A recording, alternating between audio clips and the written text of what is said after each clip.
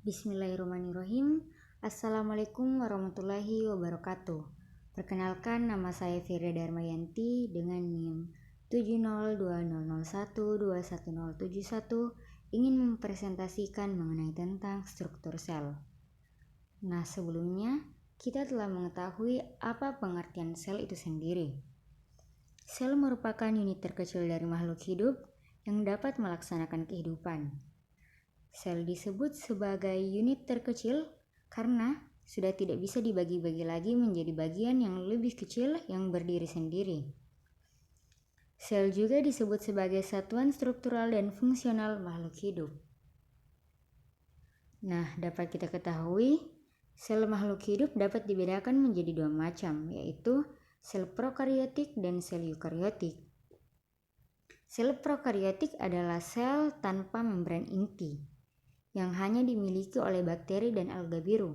Sedangkan sel eukariotik adalah sel yang memiliki membran inti yang dimiliki oleh berbagai makhluk hidup.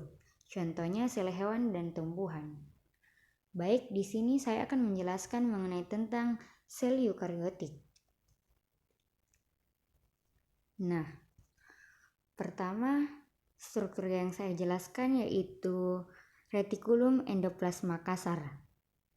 Nah, retikulum endoplasma adalah saluran halus yang berlekuk-lekuk di dalam sitoplasma.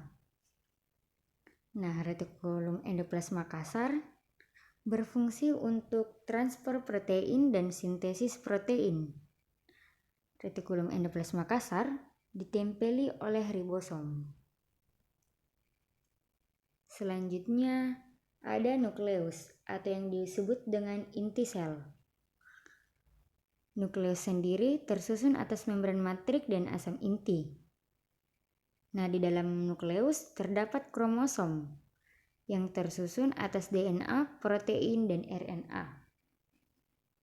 Nukleus berfungsi sebagai pengendali seluruh kegiatan sel, mengatur pembelahan sel, serta pembawa informasi genetik. Selanjutnya ada pori-pori nukleus, yaitu sebagai pintu antara nukleus dan sitoplasma. Selanjutnya ada mitokondria. Mitokondria merupakan penghasil energi atau adenosin trifosfat yang bersifat plastik, yaitu bentuknya mudah berubah. Ia mempunyai dua membran, yaitu membran dalam membentuk krista dan membran luar membentuk matriks. Nah, membran bagian dalam berbentuk semacam sekat-sekat yang disebut dengan krista tadi. Nah, krista ini memiliki area permukaan untuk reaksi kimia pada respirasi dan transport elektron. Nah, sedangkan matriks tadi mengandung beberapa struktur yaitu granula intramitokondria atau granula osmofiolik yang berupa partikel-partikel bulat dengan diameter 25 sampai dengan 35 nanometer yang berfungsi sebagai tempat penyimpanan molekul lipid dan tempat berlangsungnya siklus Krebs. Nah, mitokondria ini berfungsi sebagai tempat terjadinya respirasi sel untuk menghasilkan energi tadi atau adenosin trifosfat. Selanjutnya ada sitoplasma atau yang disebut dengan plasma sel. Sitoplasma merupakan plasma yang terdapat di dalam sel. Nah, ia terdiri dari bahan dasar yang disebut dengan sitosol atau cairan intrasel. Nah, fungsi sitoplasma sendiri yaitu sebagai sumber bahan kimia penting bagi sel dan tempat terjadinya reaksi metabolisme. Selanjutnya ada kromosom. Nah, kromosom eukariotik itu bentuknya sangat kecil, berwarna dan strukturnya seperti benang yang ada di dalam nukleoplasma dari sel-sel hidup. Kromosom sendiri berfungsi untuk membantu dalam transmisi atau mentransfer karakter dari satu generasi ke generasi lain. atau dari orang tua kepada keturunannya.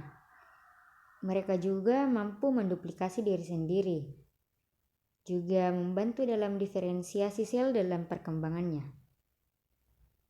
Selanjutnya ada membran nukleus. Nah, membran nukleus sendiri terdiri dari 2 lipid, yaitu membran nukleus bagian dalam dan membran nukleus bagian luar. Fungsi membran nukleus ini yaitu memisahkan nukleus dan nukleolus dari sisa isi sel. Lalu ada sentriol. Nah, sentriol ini berbentuk silindris yang hanya kita dapat temukan pada sel hewan, yaitu dapat dilihat saat sel mengalami pembelahan. Fungsi sentriol ini sendiri yaitu berperan penting dalam orientasi arah pada saat pembelahan sel. Selanjutnya ada lisosom. Nah, lisosom ini berbentuk kantong kecil yang mengandung enzim hidrolitik yang disebut dengan lisozim. Fungsi lisosom ini yaitu melakukan pencernaan intrasel atau mencerna zat-zat yang masuk ke dalam tubuh. Yang kedua, mencerna materi yang diambil secara endositosis. Yang ketiga, lisosom bersifat autofag. Autofag itu yaitu menghancurkan organel sel yang sudah tidak berfungsi lagi. Dan yang terakhir, lisosom bersifat autolisis, yaitu menghancurkan selnya sendiri dengan melepaskan semua isi lisosom di dalam sel. Selanjutnya ada retikulum endoplasma halus. Nah, retikulum endoplasma halus cirinya yaitu tidak ditempeli oleh ribosom. Berfungsi untuk mengangkut protein yang disusun pada retikulum endoplasma kasar bersama kompleks Golgi. Berfungsi untuk melaksanakan reaksi awal pada oksidasi lemak. Dan dengan enzim yang terdapat di dalam area halus, ia dapat menyusun fosfolipid, glikolipid, dan steroid. Serta berfungsi untuk melaksanakan detoksifikasi obat dan racun. Selanjutnya ada aparatus Golgi atau yang disebut dengan kompleks Golgi. Nah, ia berfungsi untuk membentuk kantong-kantong vesikula untuk sekresi, terutama pada sel-sel kelenjar. Yang kedua, ia membentuk membran plasma dan dinding sel tumbuhan. Yang ketiga, sebagai tempat sintesis polisakarida. Dan yang terakhir, membentuk akrosom pada spermatozoa yang berisi enzim untuk memecah dinding sel telur dalam pembentukan lisosom. Nah, pada umumnya, salah satu ujung dari kompleks Golgi dekat dengan retikulum endoplasma kasar. Pada ujung tersebut, kompleks Golgi menampung produksi sintesis retikulum endoplasma melalui kantung-kantung kecil yang disebut dengan vesikula. Selanjutnya ada sitoskeleton. Nah, sitoskeleton atau yang biasa disebut dengan kerangka sel yaitu sel struktur yang mengisi sitoplasma dan berperan dalam pergerakan sel serta juga berperan dalam stabilitas sel. Selanjutnya ada membran sel atau yang disebut dengan membran plasma. Membran plasma ini tersusun dari lipoprotein yaitu lemak dan protein. Bersifat selektif permeabel atau semi-permeabel, yaitu mengatur zat-zat yang boleh masuk ke dalam sel dan yang harus keluar dari sel. Fungsi membran sel sendiri yaitu melindungi isi sel dan mempertahankan isi sel, mengatur keluar masuknya zat, serta menerima rangsangan dari luar sel atau reseptor.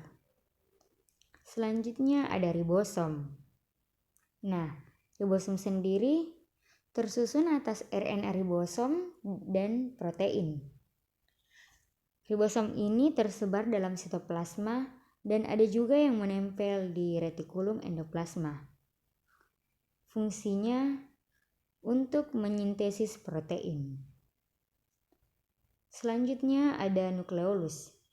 Nah, nukleolus termasuk bagian dalam inti sel yang berbentuk bulat, padat, dan berwarna gelap, agak kegelapan. Nah, bagian ini memainkan peran penting dalam memproduksi ribosom yang bertindak sebagai tempat pembentukan protein di dalam sel. Selanjutnya ada vesikula. Nah, vesikula ini adalah sebuah ruang pada sel yang dikelilingi oleh membran sel. Nah, ruang sendiri ini biasanya ditempati oleh sitoplasma yang terdiri dari organel dan sitosol sebagai lubang saluran atau wadah transportasi untuk menyimpan dan mengangkut zat di sekitar sel dan ke arah membran sel.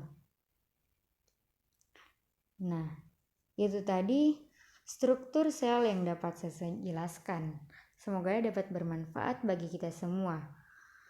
Wassalamualaikum warahmatullahi wabarakatuh.